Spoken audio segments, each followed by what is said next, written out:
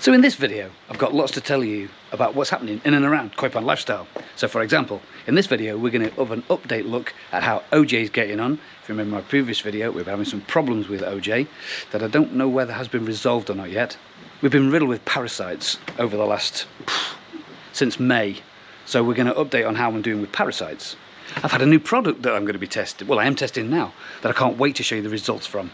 And in one of my last videos, I was telling you I was having problems with what I believed was chlorine or chloramine problems in the pond. Now I was watching a video from Koi Fish Johnny, and he was having similar problems to me. And I believe there were lots of other people, but I can't test, or I couldn't at that moment in time, test for chlorine in the pond to see if I needed to neutralise it or not. Also, lots of you are aware that I have a couple of goldfish in my pond, and something's happening to one of them that's dead strange. I might need your comment belows for this week's video. A strange thing that's happening to one of them, so we'll have a look at that as well. And also I need to let you know about a trip out that I've got planned in August that I thought I'd let you know about, to a shop and have a look at some new fish that just had come in. So we're talking about that as well. So I think we better crack on, lots to do. So first of all, let's look at talking about OJ, my Orangi Ogon, who was having some problems. He was sort of sitting in the corner, just not moping around and not eating. But at the moment, he is still doing that, but he is also making his way around. He started eating again, which is good. So the only thing is today, I've just seen him flashing around a lot. He sort of dives down to the bottom, but I think it might be something, he's getting some food stuck in his gills, because I haven't seen anybody else flashing around. But as soon as he puts some food in, he'll disappear down to the bottom, rub a couple of times on the bottom, and then head back up for some more food. So is that telling me that he's getting some food stuck in his gills or something? Because sometimes they do that when they're feeding. But at the moment, OJ, there's no real change. Oh, just seen somebody else flick. We'll talk about parasites in a minute. Somebody suggested that it could be it could be egg bound because of the bulbous size of its body. I don't know, because it's always been that size, and to be honest, it grew up in a pond that wasn't very wide and wasn't very deep. It was the first pond I had when I first moved into this house, and I rebuilt this so the fish had somewhere better to live in. A lot bigger, a lot deeper, a lot wider. So I think he grew, I don't know what it is, to its environment at the time. Hence why it's a bit stumpy, it's very wide, it's not a long fish. Well, it's 60 centimetres, it's not short fish, but you know, it seems to have grown more bulbous than long. So I'm not sure with OJ at the moment. I'm just keeping an eye on OJ. I had a suggestion the other day from, I think it was Gwen, one of our subscribers, who said, have you tried some brown bread and putting some Manuka honey on it? I've seen the price of Manuka honey, but it just so happened ages and ages ago I wanted to try it, and I managed to get hold of a very small tub from somewhere. I think it was off Amazon or something. I don't even have tried it. Horrible stuff, but I don't know why it's so expensive. I'm sure you can tell me below. So I put some of this Manuka honey, expensive Manuka honey, on brown bread and fed it to the fish, and I tell you what, they loved it. They were gulping it down. So Gwen, if that was you that passed over that comment for me, yes, I have tried it, and yes, they did love it. So thank you very much. Right, parasites. As you just heard me say, I've just seen OJ sort of flashing around on the bottom, but I thought that might have been a bit of food stuck in his gill, and then I saw another one of my fish flash on the bottom. So like I said in my last video, I didn't think I'd managed to get rid of it, but I've sort of stepped back for a few days now, and I've not kept pulling fish out and trying to scrape fish, and you know, basically my fish at the moment, I go anywhere near that pond and they just leg it.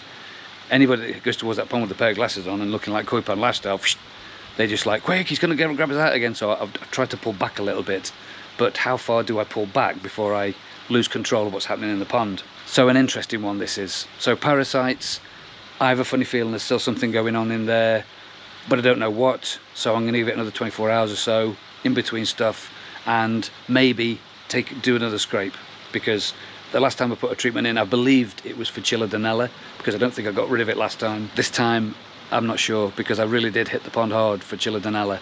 So, but I was talking to somebody yesterday, a good friend of mine, Paul, that he's built his own pond, fantastic pond, looking really, really amazing pond. I might have a look at that one day for you. And he said, yeah, he really struggled with fluke. and found this miracle stuff that he'd thrown in that I don't think you buy out the shops. He got it from a source somewhere. Anyway, that's another conversation. So I think you might be hearing more from me on this. It's almost like my season hasn't started yet.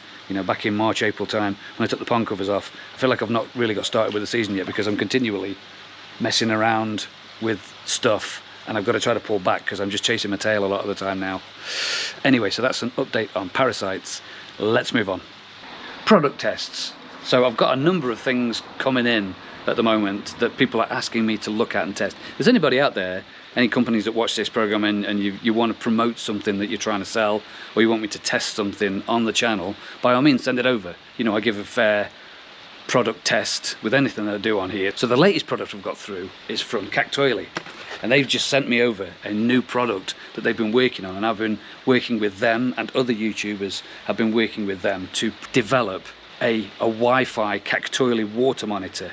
And there's also a couple of other products that they've sent me over as well, that as I complete these tests, and I'll be feeding back to Cactoili on the results and how they've gone, I'll be able to let you know how these go as well. So there's this one, there's another water monitor, there's a water tester that Cactoili have been working on. Great company this, Cactoili, the people that make products to try to make our lives easier. Chlorine testing, fantastic. Went over yesterday to a friend of mine, Paul, who watches the channel. Hi Paul, how you doing, mate? Had a look at his new pond. Wow. I'm talking the big capital W-O-W. Wow. Massive pond he's built himself. I didn't dare ask him how much it cost, but it looks fantastic. He's got his own filter house and some lovely fish in there. And he watched one of our videos talking about chlorine testing, and I don't have the ability to test the chlorine, so I was kind of guessing about what was going in the pond and was that causing the fish problems, but I couldn't test it. And he messaged me and said, Andy, I've got a chlorine tester, pop over, I'll let you borrow it. So I managed to get hold of a chlorine tester. I did some tests yesterday. I'm testing things like the water out of my tap, the water in through the dechlorinator.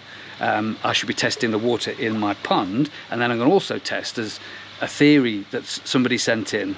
I think it was Carol. And anyway, she said that there's a rumour, or she had it in good authority, or whatever it was, is that the water companies put more chlorine in on certain days. She believes some of those days were the Friday, Saturday, Sundays, about putting more chlorine in the system. So I should be testing that as well, and then showing you the results so you can decide what to do and how best to deal with your chlorine, and how I'm going to deal with it once I know what the results are. So we can have a look at that as well. That's a future video. Right, time to have a look at my goldfish. I've had these goldfish in here for, I would say, at least maybe 8 or 10 years. OJ loves just splashing around. He's a bit more active now. Anyway, back to the goldfish. I have 2 goldfish. I did have 3. For whatever reason, one jumped out about 5 years ago, maybe 6 years ago. He didn't like it in the pond, so he jumped out. Found him down the side one morning, bless him. No idea why. Hence why I put the net on now, because I've had a couple of fish jump that I don't want any more jumping going on.